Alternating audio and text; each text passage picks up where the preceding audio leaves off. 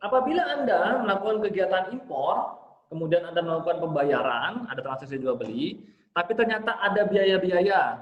Yang pertama nih ya, biaya untuk kepentingan pembeli. Ya. Apabila ada termasuk biaya untuk kepentingan pembeli, maka biaya itu tersebut dikeluarkan dulu dari nilai transaksi. Jadi setelah nilai transaksi di invoice itu ada biaya, misalnya, Pak ini termasuk biaya uji coba loh Pak, saya misalnya beli barang 5 juta dolar, atau misalnya beli barang 500 ribu dolar, tapi 100 ribu dolarnya itu Pak biaya pemasangan atau biaya uji coba, gitu ya. Maka pada saat Anda memberitahukan ke bea cukai, maka nilai pabean yang Anda berikan ke bea cukai ya 500 ribu dikurang 100 ribu, ya itu biaya untuk uji cobanya gitu. Jadi nilai pabeannya itu dikurangi dengan biaya-biaya untuk kepentingan si pembeli, ya. Termasuk biaya untuk kepentingan pembeli apa aja? Biaya untuk uji coba, ya. Misalnya Anda beli barang, tapi Anda memerintahkan si penjual untuk melakukan uji coba di luar negeri, mesinnya dites dulu, gitu. Terus eksportir luar negeri bilang, iya kalau kita tes, tapi ada biaya tambahan, nah, dan dimasukkan di invoice. Nah, seharusnya pada saat Anda terima invoice-nya, terus Anda ingin bikin pemberitahuan impor dan diberitahukan ke bea cukai, biaya uji coba itu dikeluarkan dulu dari nilai transaksi, dari invoice. Baru nilai yang setelah dikurangi disampaikan ke bea cukai. Kemudian biaya pembuatan ruang pamer, biaya untuk penyidikan pasar atau market research, atau biaya pembukaan LC dan sebagainya, apabila dimasukkan ke dalam nilai transaksi, Anda harus keluarkan dulu dari nilai transaksinya sebelum disampaikan dalam PIB dan disampaikan ke bea cukai. Yang nomor 2, biaya setelah impor barang apabila dimasukkan ke dalam nilai transaksi. Contohnya apa? Contohnya biaya konstruksi, pembangunan, perakitan, pemeliharaan, atau bantuan teknik. Contohnya misalnya gini, saya beli AC misalnya. AC buat di kamar harganya misalnya 5 juta. Terus saya tanya sama penjual AC-nya, ini nanti untuk masang seperti apa? Wah ini termasuk biaya pemasangan Pak. Jadi karyawan 5 juta ini tinggal duduk manis gitu. Tapi kalau misalnya saya bilang, saya bisa pasang sendiri, saya udah biasa pasang sendiri AC di rumah gitu. Oh kalau begitu nanti biayanya dikurangin Pak. Biayanya misalnya dikurangi 500 ribu. Nah biaya pemasangan seperti ini itu tidak dimasukkan ke nilai transaksi. Jadi misalnya Anda, banyak nih teman-teman importer sebenarnya banyak seperti ini. Melakukan pembelian mesin untuk pabrik gitu ya. Dan biayanya misalnya mesinnya harganya taruh aja 100 ribu dolar lah. Impor mesin harga 100 ribu dolar. Di dalam 100 ribu dolar itu ternyata ada biaya termasuk biaya pemasangan atau konstruksi. Gitu, atau perakitan di dalam pabrik Anda gitu untuk pemasangan atau installmentnya gitu. Maka misalnya biaya perakitannya misalnya 5.000 dolar gitu atau 10.000 dolar. Maka seharusnya pada saat Anda membuat PIB dan memberitahukan nilai itu ke bea cukai, nilai 100 ribu itu dikurangi dulu 5.000 dolar atau 10.000 dolar tadi, biaya perakitan atau pemasangan tadi. Untuk sisanya baru diperhitungkan sebagai nilai pabean gitu ya. Jadi konstruksi, pembangunan, perakitan, pemeliharaan atau bantuan teknik apabila ada di dalam nilai transaksi Anda harus keluarkan dulu sebelum disampaikan ke bea cukai nilai yang setelah dikuranginya. Kemudian biaya setelah pengimporan barang itu termasuk misalnya biaya pengangkutan. Ini biaya pengangkutan yang setelah barang tiba ya, setelah barang impornya tiba. Jadi impor itu adalah pada saat dia tiba dan dibongkar di kawasan pabean. Jadi biaya-biaya setelah timbun di kawasan pabean itu tidak dimasukkan sebagai nilai pabean. Contohnya misalnya, Pak saya beli barangnya misalnya DDU misalnya atau DDP. Jadi barangnya saya duduk manis saja, semua termasuk ongkos kirim di daerah pabean atau ongkos kirim di Indonesia saya udah nggak bayar lagi. Jadi termasuk tracking, termasuk gudang di Indonesia. Saya tinggal duduk manis saja di kantor, nanti barang tiba di pabrik atau barang tiba di gudang. Nah, seharusnya pada saat Anda melakukan kegiatan pembuatan PIB atau pembayaran biaya masuk, nilai-nilai atau biaya-biaya yang terjadi setelah barang bongkar di pelabuhan ya untuk ditimbun itu tidak lagi dimasukkan ke dalam nilai pabean. Jadi nilai pabeannya jangan nilai transaksi itu bulat-bulat dimasukkan ke dalam PIB, padahal ada biaya-biaya tracking, ada biaya penimbunan misalnya, itu tidak perlu dimasukkan. Ini biaya tracking dan penimbunan setelah tiba di Indonesia ya, tidak dimasukkan.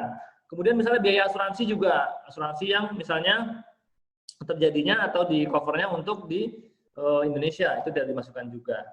Kemudian biaya masuk, cukai dan pungutan impor juga tidak dimasukkan ke dalam biaya, tidak dimasukkan ke dalam nilai pabean atau nilai transaksi nilai pabeannya. Contoh nih, biaya untuk kepentingan pembeli contohnya. Ya.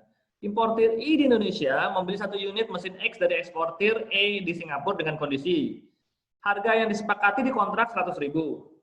E, eksportir ya, E menanggung biaya pemasaran dan promosi di Indonesia sebesar 25.000. Ya. Yang harga ini termasuk di dalam harga kontrak. Jadi harga 100.000 itu termasuk nilai 25.000 untuk kegiatan pemasaran dan promosi di Indonesia. Nah, ini kan nilai barangnya nih, nilai invoice-nya. Pada saat Anda memasukkan PIB atau melakukan kegiatan impor di Indonesia, pada saat Anda pelaporan ke Bea Cukai, nilai pabean yang Anda beritahukan ke Bea Cukai bukan 100.000, tapi 100.000 dikurang 25.000. Karena 25.000 adalah bukan nilai barang, tapi adalah biaya pemasaran dan promosi. Maka di PIB nanti, di pemberatan impor barang, atau Anda melaporkan nilai pabean, Anda melaporkan nilai pabeannya sebesar 75.000. Gitu. Banyak yang tanya, Pak, seperti ini apa nggak ada masalah nanti sama teman-teman Bea Cukai? Nggak ada masalah, asal Anda punya bukti yang kuat, objektif dan terukur. Artinya ada bukti-buktinya, ada kontrak-kontraknya, ya harganya memang wajar gitu, promosinya wajar. Maksudnya harganya 100.000, misalnya promosinya 50.000 kan nggak wajar juga, maksudnya setengah dari harga barang promosi gitu. Ya, jadi nilainya wajar, nilai promosinya kemudian ada di kontrak dan Anda punya bukti-bukti yang kuat lah bahwa memang nilai 25.000 itu memang nilai untuk promosi dan pemasaran gitu. Mungkin ada nanti semacam kayak apa yang akan dilakukan sih dalam kegiatan pemasaran itu gitu. Biaya-biaya apa namanya biaya-biaya detailnya ada juga misalnya seperti itu. Jadi ini contohnya ya, biaya untuk kepentingan pembeli dikeluarkan dari nilai transaksi. Contoh lagi biaya yang terjadi setelah impor yang dikeluarkan nih. Misalnya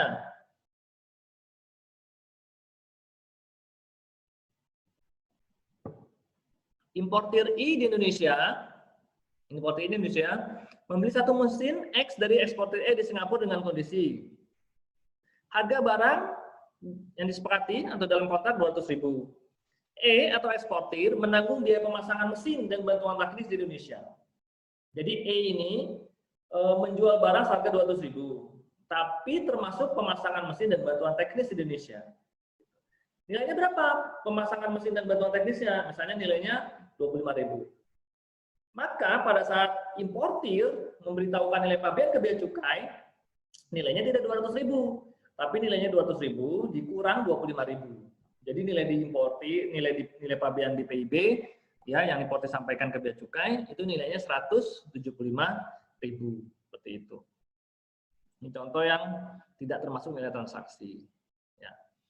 Oke, sekarang kita masuk yang ketiga yang tidak termasuk nilai transaksi, artinya harus dikeluarkan dari nilai pabean. Bunga atau interest charge ya.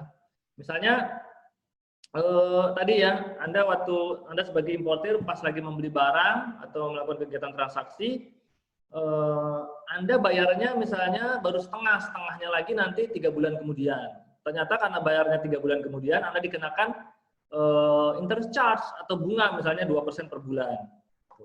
Terus gimana Pak? Pembayaran terhadap 2% per bulan, misalnya harga 100.000, 2%, 2.000 kali 3, 6.000. Apakah 6.000 ini dimasukkan ke dalam nilai transaksi? Tidak perlu. Harus dikeluarkan dari nilai transaksi apabila di dalam sudah dimasukkan dalam invoice ya, maka harus dikeluarkan.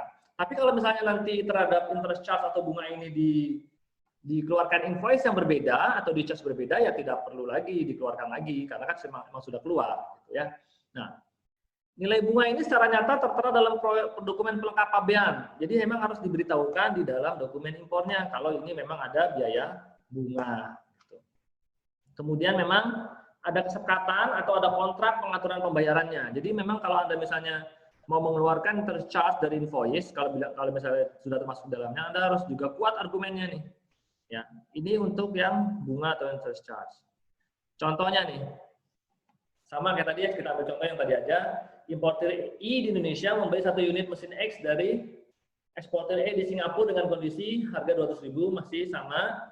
Kemudian pembayaran tidak langsung 200.000, tapi pembayaran misalnya 100.000 dulu, ya dibayar cash sebelum pengiriman DP.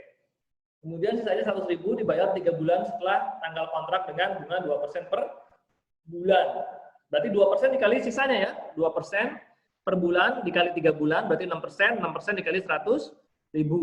Gitu berarti 6.000. Gimana nih? Harga 200.000 ditambah 6.000 enggak? Enggak perlu. Ya, pemberitahuan ke bea cukai tetap nilainya 200.000.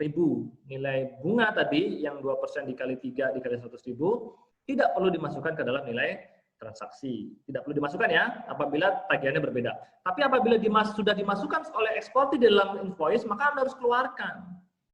Harus dikeluarkan dari nilai transaksinya. Kemudian dividen. Walaupun agak jarang ya, tapi ini peraturan internasional, jadi dividen juga tidak termasuk nilai transaksi. Apabila ada dividen yang di dalam invoice, ada nilai dividen dalam invoice, maka dividen harus dikeluarkan dari nilai transaksi.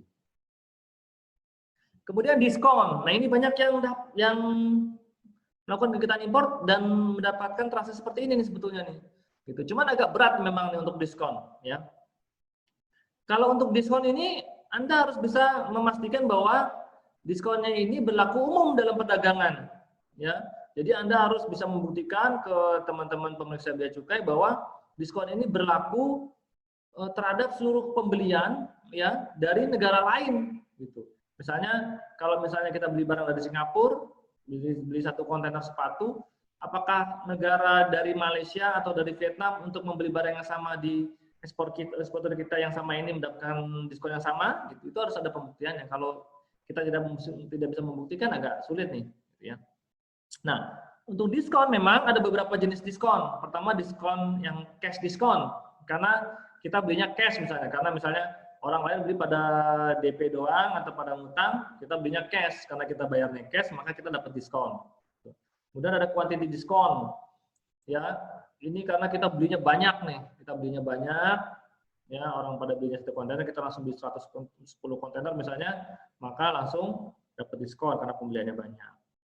Kemudian mungkin trade diskon, ini bisa juga dibedakan misalnya karena kita misalnya wholesaler atau retailer. Ya, kalau kita belinya banyak kan otomatis kita disebut sebagai wholesaler atau retailer, maka kita bisa dapat diskon juga. Atau kita sudah lama berhubungan dengan eksportir nih, gitu. Udah melakukan kegiatan transaksi jual beli udah lama, udah 20 tahun. Maka kita dapat loyalty diskon. Misalnya karena kita udah langganan selama 20 tahun, orang misalnya nggak dapat diskon atau diskonnya cuma 3%, kita dapat diskonnya misalnya 5%. Nah, diskon ini harus baiknya ya memang harus dikeluarkan dari nilai transaksi. Walaupun pembuktiannya atau argumennya akan sulit juga ke teman-teman bea cukai. Tapi kalau Anda melakukan kegiatan ini, Anda sebetulnya punya hak untuk mengeluarkan diskon ini dari nilai transaksi. Contoh misalnya, importir E di Indonesia membeli 1.000 pieces barang X dari eksportir E di Singapura dengan kondisi harga disepakati misalnya 100 pieces. 100 pieces kali 1.000 berarti 100.000 ya. Karena pembelian dalam jumlah besar, maka E sebagai eksportir membeli tambahan barang X secara cuma-cuma. Jadi nilainya nggak didiskon ini. Nilainya tetap 100 pieces untuk 1.000. Ya. Tapi karena kita belinya 1.000, kita ditambahi lagi barang yang sama, yang sejenis, ya, sebanyak 50 pieces. Maka ini juga termasuk diskon. Walaupun tidak ada pengurangan nilai barang, tapi kita barangnya ditambah. Ya. Maka gimana pemberitahuannya di PIB? Pada saat Anda melakukan pemberitahuan PIB ke bea cukai, pemberitahuan nilai pabeannya tetap 100 dikali 1.000 atau 100.000. Cuma jumlah barangnya tidak lagi 1.000 tapi 1.050 pieces. Jadi nilainya tetap tapi jumlah barangnya berlebih atau lebih dari transaksinya sebetulnya gitu. Jadi 50 piecesnya itu adalah diskon, bisa juga seperti itu. Nah,